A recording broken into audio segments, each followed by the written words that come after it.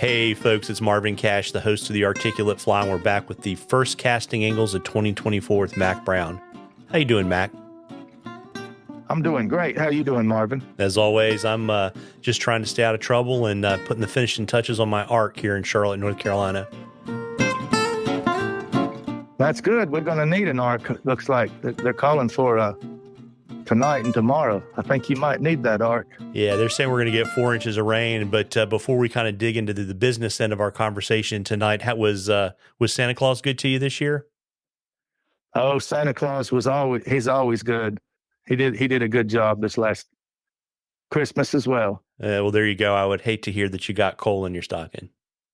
No, that wouldn't be fun, would it? It would not be. And, as we head into the very beginning of 2024, that's synonymous with show season. And we thought it would be a good idea to talk to folks about how they can use show season to improve their skills if they can't get out and fish. Yeah, that's right. Like, there's a lot of good seminars, on various topics, from wet fly to reading water to just all kinds of assortments there, that if they're interested in one of those to learn more about it, that would be a great place to start. There's a lot of good demos. And yeah, watching the demos, I think a lot of times it's hard to hear. Some of the venues are harder to hear than others. Depending where you stand. If you stand close to where the speaker is, you can hear. If you're on the other side or far away from the speaker, it's really hard to kind of make out what's being said.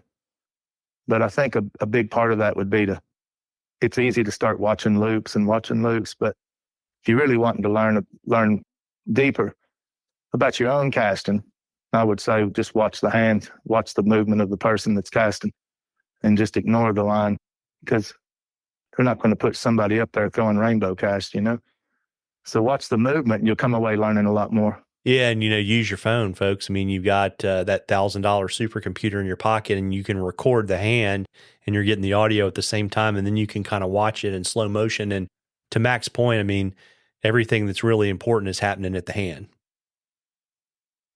Yeah, and then also there's a lot of other, 2.5-hour classes and things like that. If they get really excited about it, they could sign up, take one of the classes. There's a lot of classes offered, at the fly fishing show, and there's going to be. I was looking over a lot of the titles actually this week, and that's another great place to have kind of like one-on-one. Well, not one-on-one, but basically there's 10 people in a class. And so then you'd be one of the 10, and you got 2.5 hours to really digest it, That makes a world of difference over just watching YouTube. Yeah, for sure. But, to kind of back up a little bit to the casting demonstrations, watching the hand is important. But you and I were talking before we started recording that, the other stuff you can do is, watch, foot placement and body position to kind of get a feel for, how proficient casters like to position and move their body. Mm-hmm. Yeah, from the footwork all the way up. That's good. That's real good. Because I noticed over the years, teaching since back in the mid 80s, people tend to just look at the loops. And then you make the loop do something wild, like turn a curve or a pile cast or whatever it might be. And they're so mesmerized watching the loop, then they're really missing the point. They're missing the point of where it all came from. It's kind of like starting to read a book and go to the very end and see what happened first. It's kind of the backwards way to do it. But usually people tend to look at the line more than the caster. And I think that would be a really big place to start, Yeah. And, I don't know, I'm kind of a super organized type A person. So I generally tend to, as Ben, for example, posts the talking schedules and the casting demos and things like that, I generally have a pretty good plan when I go to a show, where I want to be. Because if you don't plan, my general experience is I find out that I end up going home and I miss something. That's right. Yeah, I've planned out. I look at all the, when I get a little break here, a little break there, I wrote out my itinerary for the first 4 shows today.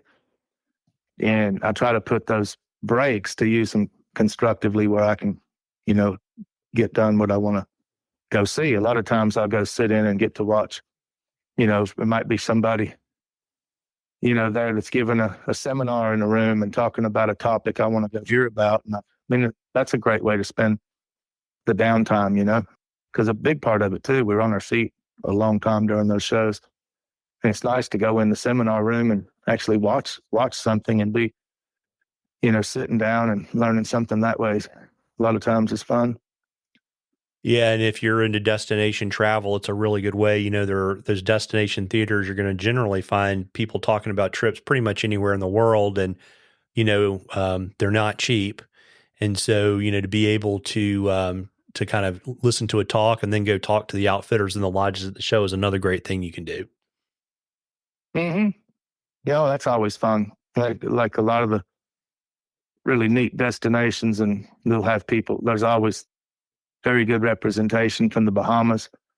And I used to go sit and watch a lot of those presentations that go on, from Andros. And those are always a lot of fun. Super friendly folks too. But I mean, last year, the one in Denver, we got to watch one of the destination theaters about Iceland. And that was a lot of fun too. They had a lot of good slides, really good pictures that made you feel like you just been to Iceland just watching it. Yeah, that's become a really popular destination. And I know we were talking earlier today, you've already got your show suitcase packed. Where are you going to be on the show circuit this year? I'm going to Denver next week, middle of the week next week. And then right after we get home from Denver, we get a day turnaround to go to Edison. And then we come back from Edison, and I think there's 2-day turnaround, and we're in Atlanta. And then we get a little bit of a break. And then we go out to Pleasanton, California for the fly fishing show. Then we come back, get a little break for a week, and then go up to Michigan for the Midwest Fly Fishing Expo. So, yeah, it's getting ready to be busy, Marvin. I don't have quite that ambitious a schedule. I will be with you in Denver and Edison. And unfortunately, we'll miss Atlanta this year because I'm going to go up to Mike Schultz's Bobbin in the Hood at Schultz Outfitters. And spend some time with the streamer guys. But, folks, we love questions at the Articulate Fly. You can email them to us. You can DM us. And if we use your question, I'll send you some Articulate Fly swag. And also wanted to remind you that Mac and I are partnering. We're doing a 3-part online series that starts. It's February, March, and April to really, the purpose of that series is to really kind of help you kind of reset with a really easy to understand foundation that will allow you to progress more quickly, but also allow you to diagnose your own casting problems and fix them. So I'll drop a link to that in the show notes, and you can sign up for that as well. And, I would encourage you. I know Ben has been very, very active putting out the speaker schedules and the class schedules for all of his shows. So you can check out to see where Mac is speaking or doing demos. Or all of your casting classes with Gary Borger sold out? I don't even know. I was trying to find that out, but I couldn't see the numbers. So I don't know yet. Yeah. And so just so folks know, I think the day before the show starts, Mac and Gary do an all-day casting class that's really awesome. So just some stuff to check out. I'll drop all that stuff in the show notes. And, Mac, before I let you go tonight, you want to let folks know where they can find you so they can book a casting lesson, go to guide school, maybe spend some time on the water with you in 2024? Sure. The easiest thing is just Mac Brown Fly Fish or Fly Fishing Guide School on Facebook or Instagram. They can direct message me on one of those or go to the websites. And same thing, flyfishingguideschool.com or macbrownflyfish.com. That's the easiest way to get me. Well, there you go. And I want to wish everybody a happy new year, happy 2024. And I hope everyone has a great show season. Tight lines, everybody. Tight lines, Mac.